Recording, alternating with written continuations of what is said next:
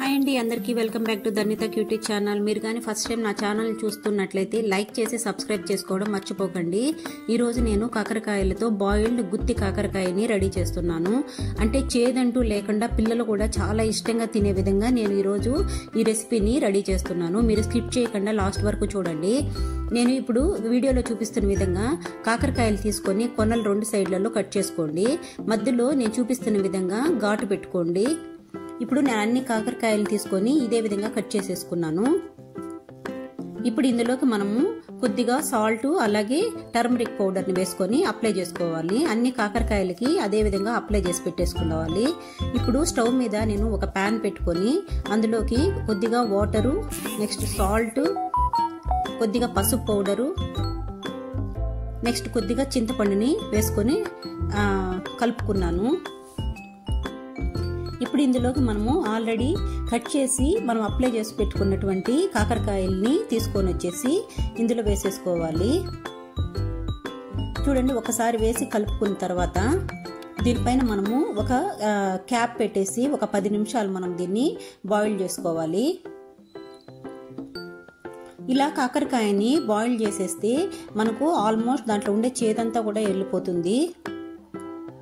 ఇప్పుడు చూడండి, కాకరకాయలు నాకు ఆల్మోస్ట్ బాయిల్ అయిపోయినాయి. ఇప్పుడు మనం దీన్ని తీసి కూల్ చేసుకోవాలి.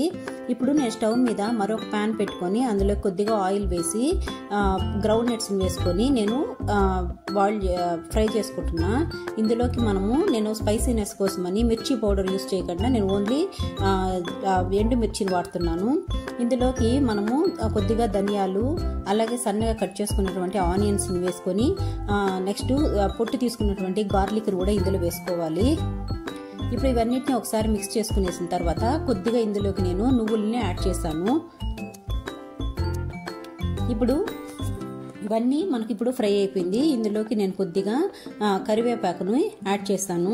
అలాగే మనము పసుపు అలాగే సాల్ట్ను కూడా ఇందులో వేసుకొని ఒకసారి కలుపుకోవాలి. ఇప్పుడు ఇందులోకి నేను కొద్దిగా చింతపండుని యాడ్ చేశాను.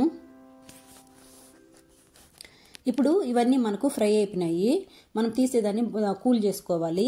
ఇప్పుడు నేను ఆల్రెడీ బాయిల్ చేసుకున్న కాకరకాయలు కూల్ అయిపోయినాయి. ఇప్పుడు దీన్ని తీసుకొని ఇప్పుడు నేను చూపిస్తున్న విధంగా దాన్ని ప్రెస్ చేస్తే దాంట్లో ఉండేటటువంటి వాటర్ అంతా వెళ్ళిపోతుంది. అంటే చేదంతా నీట్గా వెళ్ళిపోతుంది.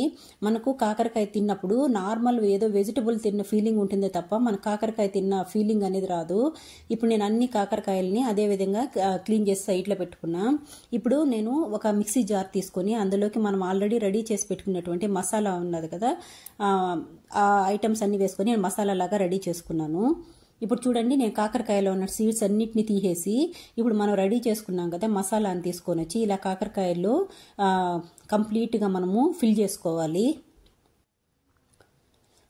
ఇలా చేస్తే మన కాకరకాయ అనేది అసలు నార్మల్ వెజిటబుల్ లాగానే ఉంటుంది తప్ప అది దాంట్లో ఉన్న చేదు అనేది కంప్లీట్గా పోయేస్తుంది.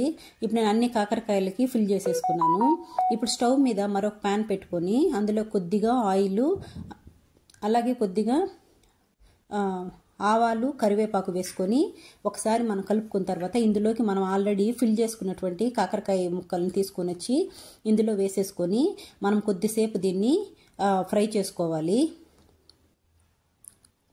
చూడండి ఎంత బాగా కలర్ఫుల్గా రెడీ అయిపోయిందో మన కాకరకాయ అనేది. ఇప్పుడు దీన్ని తీసుకొని